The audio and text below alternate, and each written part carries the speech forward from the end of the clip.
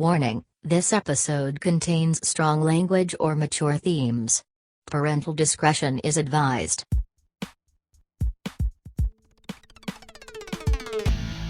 Welcome to This Podcast is Uncalled For. Well, the name of this podcast is Stuff Uncalled For?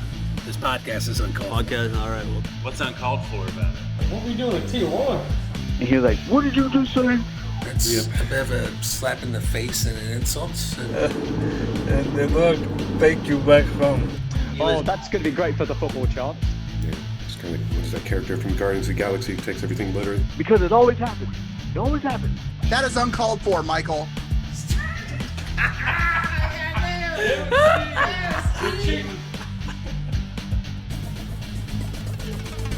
And now, your host for this podcast, Mike Chernevsky.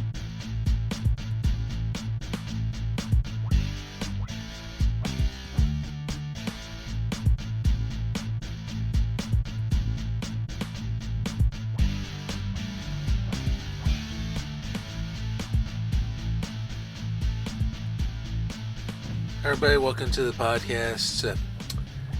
It is another snowed in episode of the podcast. I understand this will be released in summer 2022, but it is being recorded February 2nd, 2022.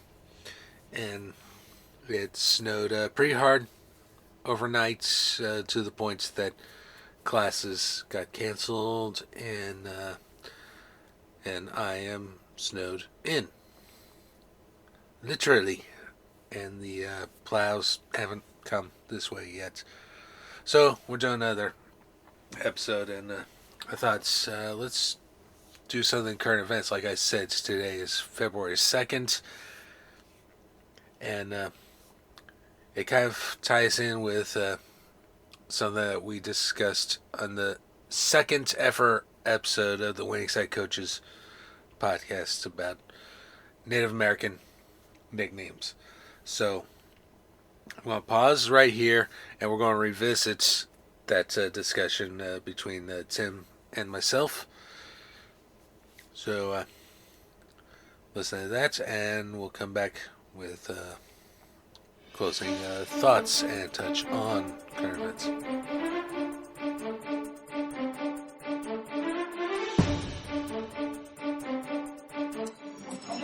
Welcome to another edition of the Winning Side Coaches. I'm Mike Chernevsky. And I'm Tim Crippen. And today we're going to talk about the ongoing controversy of Native American nicknames in sports, college, and pro. And let's get this started. I decided to tackle this topic because of the ongoing controversy behind the Washington Redskins nickname. How there are certain groups that want to stop using the team to stop using the nickname and everything. And some are thinking, no, this is not a new problem.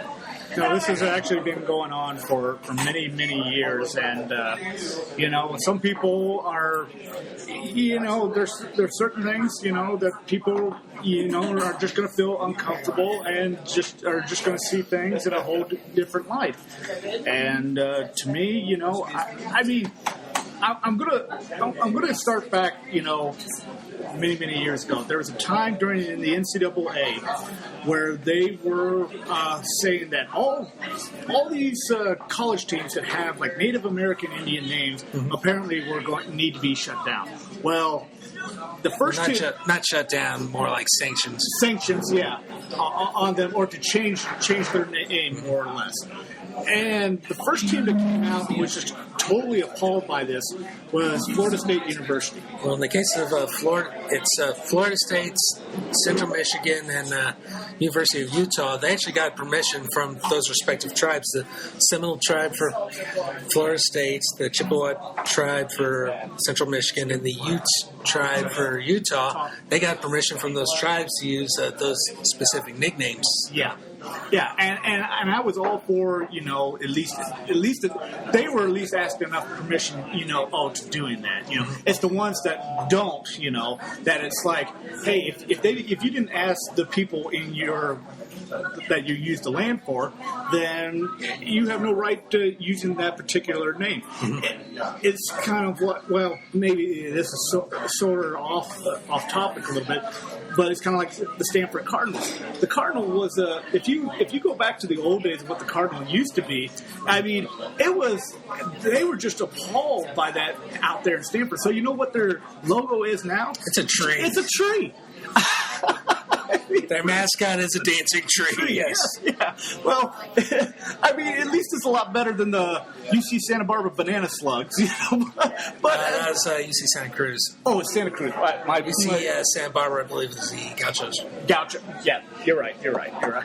But still, I mean, it's like I look at it this way: how far and how sensitive are we really becoming, you know, in this country? Because, I mean, back in the 60s and 70s, nobody really cared. Nobody just didn't really pay attention or stuff. And all of a sudden, it just seems like the last 20 years, whether it's the Redskins, whether it's the Braves, whether it's the Chiefs or whatever, all of a sudden, you know, people are calling a public outcry saying, hey, we need you to change it. Well, the problem is that the organizations and team owners don't really want to change it because they've had the name for so many years, and people are just so hard to just change. All right.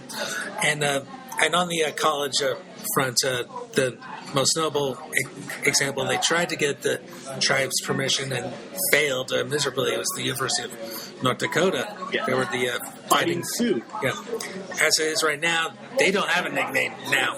They dropped the Fighting Sioux nickname, and now the North Dakota state legislature saying, okay, you can drop the nickname, but you can't pick another one for another couple of years. So for the next couple of years, they're the team with that name from North Dakota. Oh, well, maybe they ought to get a nickname called like the North Dakota Cold Weather People, or something, or just something related to North Dakota, but. The only thing I can think of about North Dakota is just that there's a bunch of oil wells, you know, out there in Wellington. But I mean, you can't take the bison because North Dakota State, you know, happens to. So you got to find an animal or something related to North Dakota to at least not, you know, offend a certain race or certain origin. Right. On the side of the pro teams doing this, I'll talk specifically about the Washington Redskins. Okay. That's clearly of the Washington Redskins, Kansas City Chiefs, Atlanta Braves, Cleveland Indians, Chicago Blackhawks to a degree. Those are the teams that still use Native American imagery in our professional sports. In the case of the Redskins, that's an offensive term. That's the point of contention most people have with that name. And that name goes back to their original owner, a guy by the name of George Preston Marshall, who was, frankly, he was a known racist. Very well-known racist. He refused to sign any black players. In fact, interestingly enough, the NFL was fairly well integrated before this guy comes along with his team, and he said, "Okay, no more black players." Well, if I remember right, wasn't like the Redskins one of the last teams in the NFL? They were the last team to integrate. Integrate, yeah. And they only integrated so they could use RFK Stadium. And if you look at the original lyrics to "Hail to the Redskins," their famous fight song, it says "Cheerful Dixie." I don't think it's any more racist than that, because Dixie, even to this day, it still has a racial racial twist to it. But at the same time, I look at it as that we are just becoming way too sensitive, you know, in this country. And I'll say this reason why. Because the problem is that we look things too much in the past, you know. And it's like, I'm tired of always looking in the past all the time. I'm trying to look toward the future, and doing things, because there's just certain things, like in my heritage that it's like, yeah, I'm proud of. Is the Redskin name, racist? Yeah, because it's a derogatory term.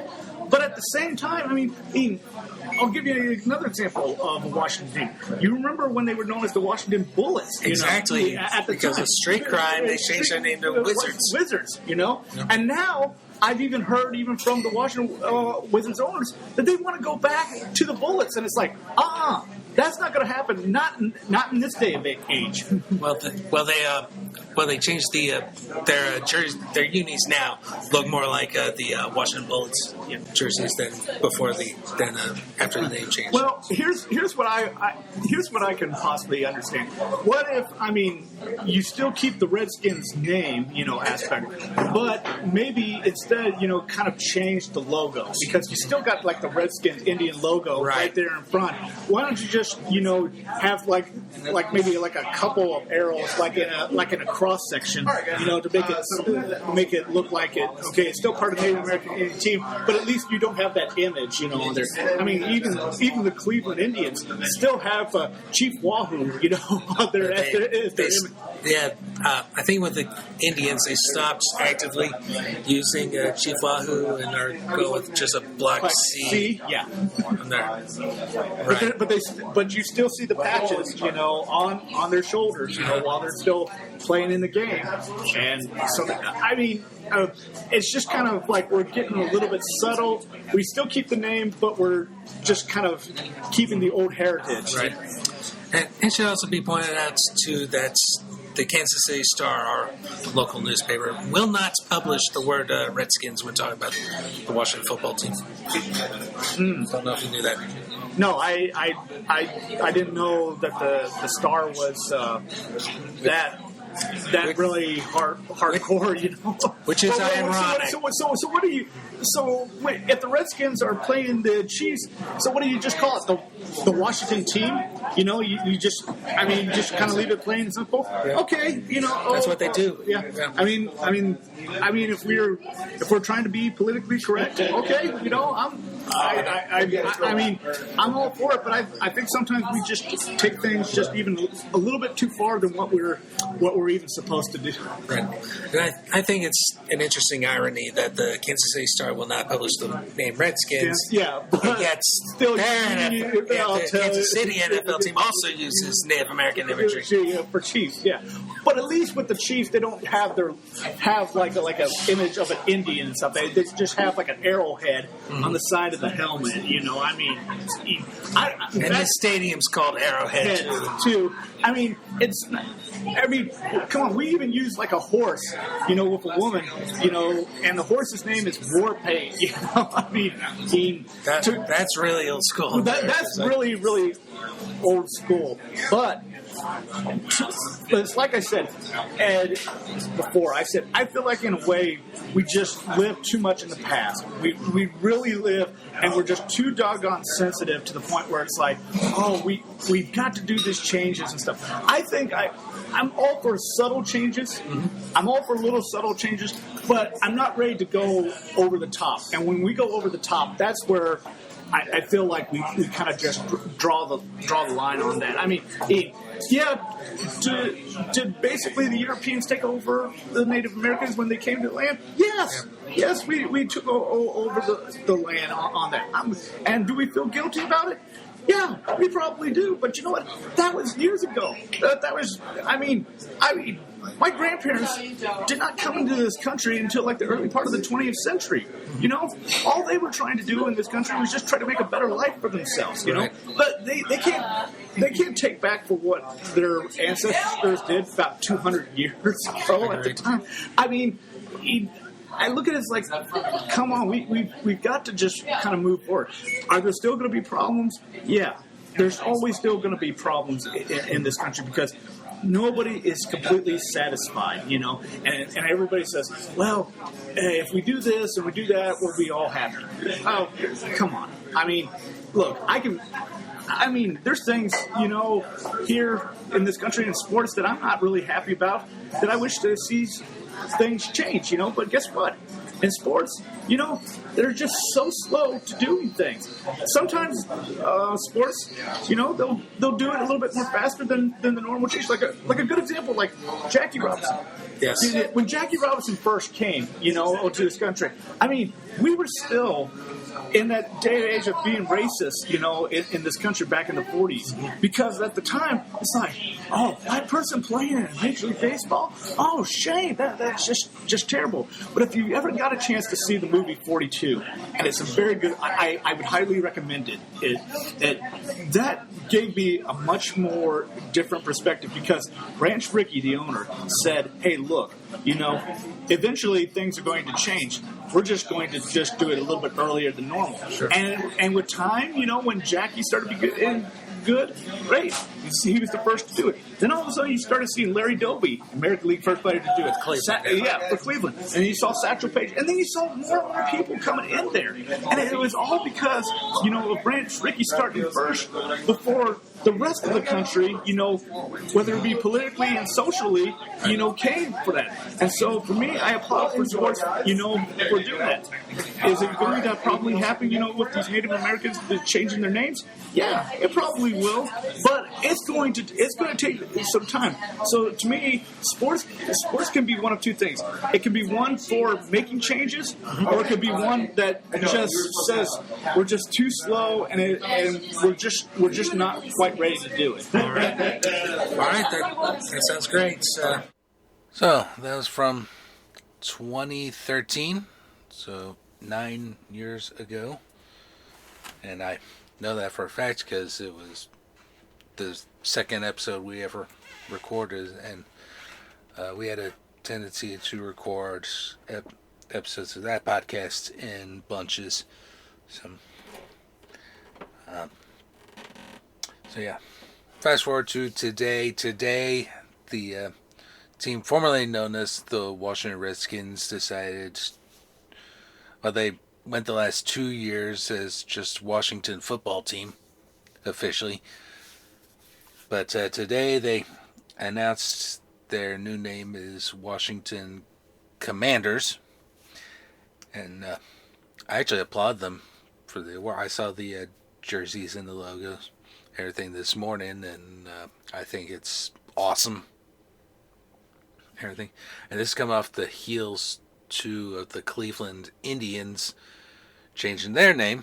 They will play 2022 and onwards, assuming there is a 2022 baseball season because of a owner's lockout. They will be known as the Cleveland Guardians, and that didn't go over nearly as well because there was a lawsuit there. It turns out there's a roller derby team by that name as well, and they sued and everything and found a way to coexist. So, and that's a interesting tradition that in early American sports of the baseball team and the football team sharing a name. Yeah, everyone's going to say St. Louis Cardinals, St. Louis football Cardinals, baseball Cardinals. That's an example, even though the football Cardinals were originally in Chicago. I'm thinking more like the Pittsburgh Steelers, for example, were once known as the Pittsburgh Pirates. The New York football and New York baseball Giants at one point. And going back to the Washington team for a sec, they were originally in Boston and known as the Braves, and shared their team with the Boston Braves baseball team, which we now, of course, know as the Atlanta Braves. Which, by the way, the Atlanta Braves do need to change their name, as does the local football team here. And everyone said, well, they just named it after Bartle. Well, how did Bartle get that name? To get that nickname? I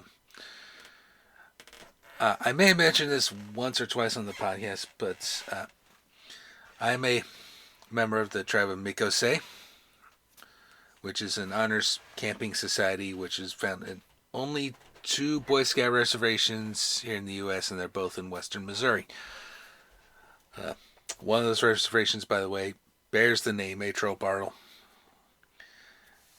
Bartle started that group after meeting with Native Americans, and they gave him his tribal name, Chief Lone Bear. Alright. So, if you want... I don't think Lone Bear would be an appropriate new nickname for the football team, because the Chicago Bears exist. However, you gotta come up with a new name, because for a number of reasons, including but not limited to, it's a mockery of Native American culture, and there's really, you can make the arguments, we'll just call them fire chiefs, or so. Then no, it's still always going to have that Native American connotation, everything. So nice try. Change the name, and while you're at it, change the owner too, if you can. So, and haven't really read anything about more about the Blackhawk situation, but you can replace the Native American image with an actual Blackhawk bird. There, you take care of that. Take care of that situation. I think a little more easily than you can Kansas City Chiefs. And while I'm on the subject of Boy Scouts, there's also the Order of the Arrow, which is also an honors camping society that also relies heavily on Native American imagery, and that one's nationwide. And spoiler alert, I'm a member of that as well. But let's read the Wikipedia. Native American mascot controversy is the name of the article. So we'll start with the history parts, because it touches on a lot of this. European Americans have had a history of playing Indian that dates back to the colonial period. In 19th century, fraternal organizations such as the Tammany Societies and the Improved Order of Redmond adopted the words and material culture of Native Americans in parts to establish an Aboriginal identity while ignoring the disposition and conquest of indigenous peoples. This practice spread to youth groups such as Boy Scouts of America, in particular the Order of the Arrow and the tribe of Mikose, and many summer camps. University students in the late 90s and 19th and early 20th century adopted Indian names and symbols for their sports teams, and as traditional Native American life was imagined by European Americans. Professional sports teams had similar origins in professional baseball. The team that is now the Atlanta Braves was founded as the Boston Red Stockings in 1871, becoming the Boston Braves in 1912. Their owner, James Gaffney, was a member of the New York City political machine, Tammany Hall. It was nominally formed to honor Tamanend, a chief of the Lenape, then known as the Delaware. Parenthetically, the Lenape were also the bases of OA. The team that moved to become the new Washington Commanders, formerly the Washington Redskins, in 1937, was originally also known as the Boston Braves. Both the football and baseball teams played at Braves Field after moving to Fenway Park, with the Red Sox. The team name was changed to Boston Redskins in 1933, using a red identifier while retaining the Braves' Indian head logo. While defenders of the Redskins sometimes say the name honored coach William Henry Dietz, who claimed Native American heritage, the use of Native American names and imagery by this NFL team began in 1932, before Dietz was hired in 1933. The Cleveland Indians nickname originated by requests by club owner Charles Summers to baseball writers to choose a new name to replace the Naps following the departure of their star player Nap Lajoie, or however he pronounced it, after the 1914 season, and the name Indians was chosen. It was a nickname previously adopted, applied to the old Cleveland Spiders baseball club during the summer of when Louis Sockalexis, a member of the Penobscots, I hope I pronounced that right, tribe of Maine, played for Cleveland. The success of the Boston Braves in the 1914 series may have been another reason for adopting a Native American mascot. The version that the team is named to honor Sockalexis as the first Native American to play Major League Baseball cannot be verified from historical documents. So there's that, and those are coincidentally the two that changed their names recently. Skipping ahead, in the 1940s, the NCAI, I will look up what that stands for, created a campaign to eliminate negative stereotyping of Native American peoples in the media. Over time, the campaign began to focus on Indian names and mascots in sports. The NCAI maintains that teams with mascots such as the Braves and the Redskins perpetuates negative stereotypes of Native American people and demean their traditions and rituals, often citing a long-held myth that by non-native people that Indian mascots honor native peoples. American sports businesses such as the NFL's Washington Redskins and Kansas City Chiefs, baseball's Cleveland Indians and Atlanta Braves, and the NHL's Chicago Blackhawks continue to profit from harmful stereotypes originating during a time when white supremacy and segregation were commonplace. Many argue there's a double standard in Native Americans being so frequently used as a sports team name or mascot when the same usage would be unthinkable for other racial or ethnic groups. One current exception is the Coachella Valley High School Arabs, which has also been the subject of controversy, resulting in the retirement of its more cartoonish representations.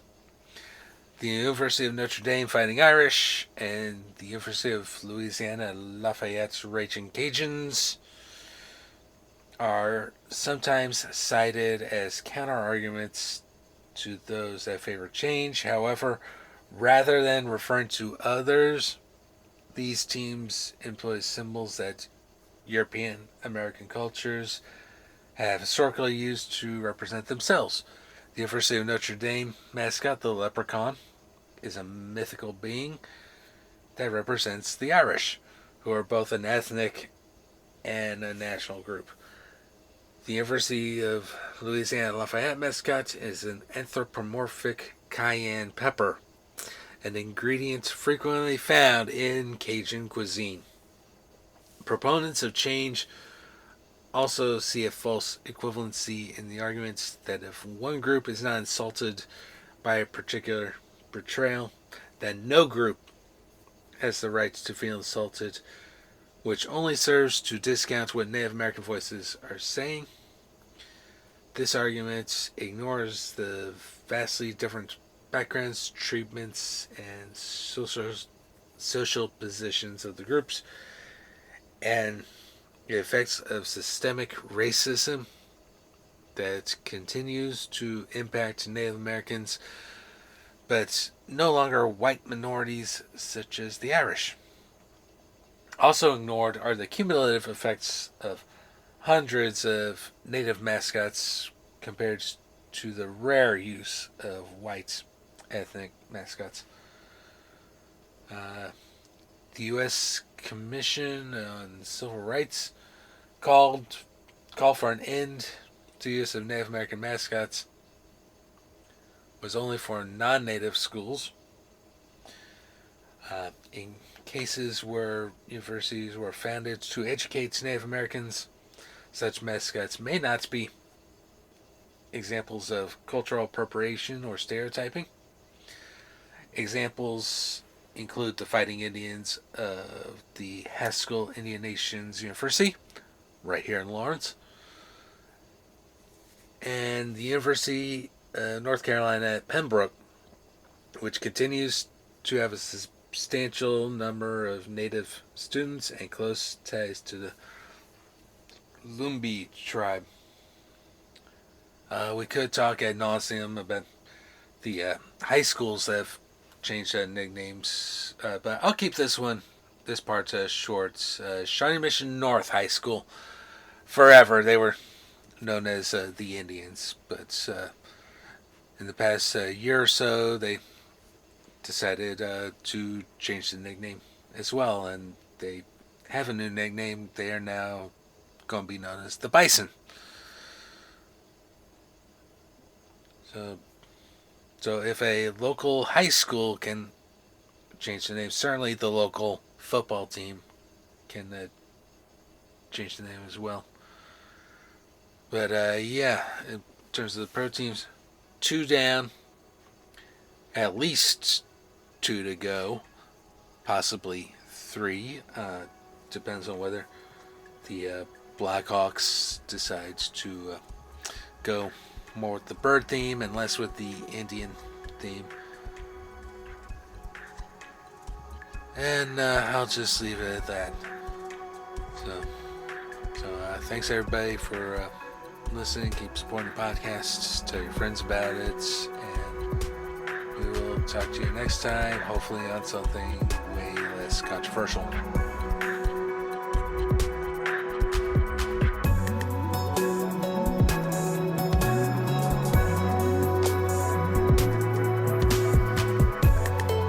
This podcast is Uncalled For is hosted, produced and edited by Mike Chernavsky. Opening music is Cool Hard Facts by Kevin MacLeod at Incompetent.com, licensed under Creative Commons by Attribution 4.0 license. The outro music for this episode is Singing Waves by Sneetha, licensed under a Creative Commons Attribution Non-Commercial No Derivatives 4.0 International License. Additional music includes Playing to Win, courtesy of freestockmusic.com. Please like, share, and subscribe to the podcast through your favorite podcasting platform. Like our Facebook page at facebook.com/uncalledforpodcast, and check out our blog with show notes at uncalledfor.home.blog. Thank you so much for listening. We will see you next time.